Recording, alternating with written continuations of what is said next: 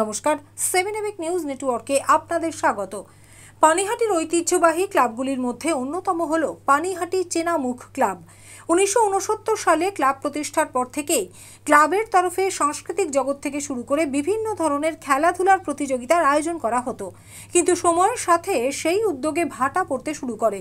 বর্তমান প্রজন্মের কথা মাথায় রেখে সেই ঐতিহ্য আবার ফিরিয়ে আনতে ভারতের ৭৯তম স্বাধীনতা দিবস উপলক্ষে ক্লাবের সদস্যদের তরফে সারাদিনব্যাপী সামাজিক এবং সাংস্কৃতিক অনুষ্ঠানের আয়োজন করা হয়। ভারতের ৭৯তম স্বাধীনতা দিবস উপলক্ষে আয়োজিত আমার স্বদেশ শীর্ষক অনুষ্ঠানে এদিন দেশের স্বাধীনতার জন্য ভারত মাতার শহীদ বীর সন্তানদের শ্রদ্ধা জ্ঞাপন করা হয়। পাশাপাশি এদিনের রক্তদান শিবির থেকে শুরু করে সাংস্কৃতিক অনুষ্ঠানে উপস্থিত ছিলেন পানিহাটির বিশিষ্ট ব্যক্তিবর্গ সহ এই ক্লাবের নবীন এবং প্রবীণ সদস্যরাও। এদিনের অনুষ্ঠানে উপস্থিত হয়ে নবীন এবং প্রবীণ প্রজন্ম একসাথে মিলে এই ক্লাবের সামাজিক এবং সাংস্কৃতিক জগতের পূর্ব ঐতিহ্য ফিরিয়ে আনার শপথ নিলেন। শ্যামল পাল এবং চন্দন সেনগুপ্ত, 7 এবিক নিউজ নেটওয়ার্ক। জয় হিন্দ।